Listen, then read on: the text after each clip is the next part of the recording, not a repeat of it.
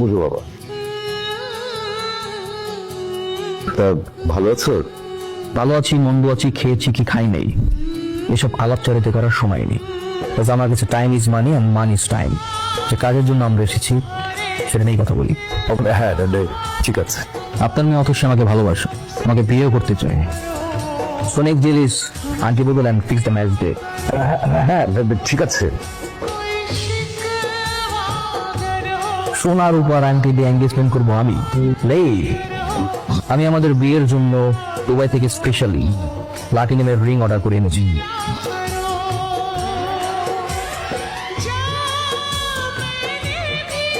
তোর ইউনিভার্সিটিতে ঢুকার ভিসা কে দিল রে?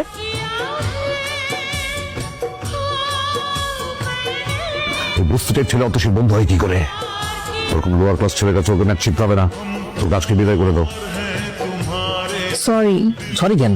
আমি জানি কালকে তুমি বাবার কথাগুলো শুনে ফেলেছো আর হয়তো কষ্টও পেয়েছো। না কোনো সমস্যা নেই, আমি তোর কিছু শুনি নাই।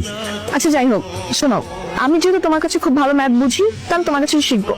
কালকে থেকে আমি তোমার বাসায় গিয়ে শিখবো। কি শিখাবা? কিন্তু আমার বাসায় তো ওই পরিবেশ নাই। তো সমস্যা কোথায়? তুমি যদি এরকম পরিবেশে পড়ে ইউনিভার্সিটি টপার হতে পারো, তাহলে আমি কেন পারবো না? বুঝছো? আচ্ছা ঠিক আছে। বাবা, আমাকে একটু চা দেন। ঠিক আছে, দিচ্ছি। কি করতেছেন এইসব? মাসে মাসে থাকতে পারবা, ভাড়া দিবে না, এইরকম ভাড়াটি আমার দরকার নাই। ভাই আমি আপনার বললাম তো আমার 2 দিন সময় দেন, আমি আপনার সব টাকা দিয়ে দিতেছি ভাই। এই তোমারে তো সময় দিতে দিতে আমার ভরি নষ্ট হয়ে গেছে। তোমারে সময় দেওয়ার আমার টাইম নাই। গাড়ি বুঝ খাবেন, চলে যাবা। ভাই আমি না নতুন একটা টিউশনে পাইছি, টিউশনের টাকা পাইলে আমি আপনার টাকা দিয়ে দিতেছি। এই তোর পকেটে 2 টাকাও নাই, তুই টিউশনি কইরে তুই খাবি না আমারে টাকা দিবি? কই যাচ্ছিস? তোকে বললাম না রাইসুলের কাছে আমি টিউশন করবো, এটাই ওর বাসা। ও কেন, বেশি কি টিচার অভাব পড়ছে? না, বাট ওর কাছে আমি খুব ইজিলি বুঝতে পারি, দ্যাটস ওয়াই। আচ্ছা বুঝলাম না, তুই একটা প্রাধান্য দিচ্ছিস কেন? আমরা ওকে কিছু বললে আবার কি প্রোটেস্ট করছিস? ব্যাপার কি? দেখ এমন কিছুই না, ও খুব সহজ সরল একটা ছেলে। আমি জাস্ট ওকে সাপোর্ট করতেছি, দ্যাটস ইট। শুধু সাপোর্ট করতেছিস, আমরা তোমার কাছে থেকে ভালোবেসে ফেলেছিস। দেখ ভালোবাসা টালোবাসা এখানে কিছুই না। তোরা হয়তো খুব রিচ কিড, স্মার্ট, ড্যাশিং ছেলে পছন্দ করিস, বাট আমার চয়েসটা একটু আলাদা। আমি সবসময় চেয়েছি লাইফ পার্টনার হিসেবে একজন সহজ সরল, অনেস্ট, কেয়ারিং মানুষ, যেটা আমি ওর মতো দেখতে পাই। বাই। তো শুক্রবার আমাদের বিয়ে হচ্ছে। পা নামাও। বাবাই বিয়ে হচ্ছে না। কেন? আমি যে রাইসুলকে চিনতাম, যাকে আমি ভালোবেসেছিলাম, সেই রাইসুল তুমি না। তোমার পরিবার, তোমার ফ্যামিলি এই রেসুলকে পছন্দ করে, ওই রেসুলকে না। বিয়েটা আমি করব, আমার ফ্যামিলি না। আমাকে অপছন্দ করার কারণ? তোমার অহংকার। আঙুল ফুলে কলা গাছ হয়েছে তোমার, ঠিক হঠাৎ করে পাওয়ার টাকার মতো। তোমার মতো একটা অহংকারী মানুষকে বিয়ে করলে আমি কখনোই সুখী হব না। তুমি আসতে পারো।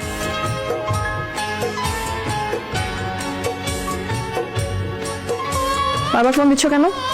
কালকে আমার সাথে একটু দেখা করতে পারবা, শেষবারের মতো? ঠিক আছে।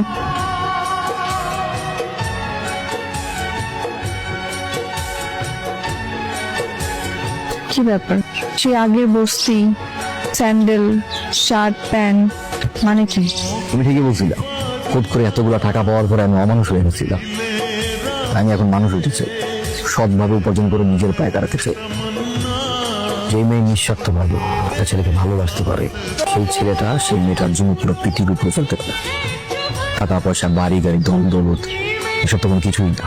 তাই আমি আমার যত স্থাবর অস্থাবর যত সম্পত্তি আছে, যা কিছু বিভিন্ন এতিমখানা মাদ্রাসায় দান করে দিয়ে এসেছি। দান করে খুব ভালোই করেছো। সব তো তোমার ব্ল্যাক মানিই ছিল। তুমি কিভাবে জানলে? তুমি কি ভাবছো তোমার সবকিছু আমার কাছে অজানা?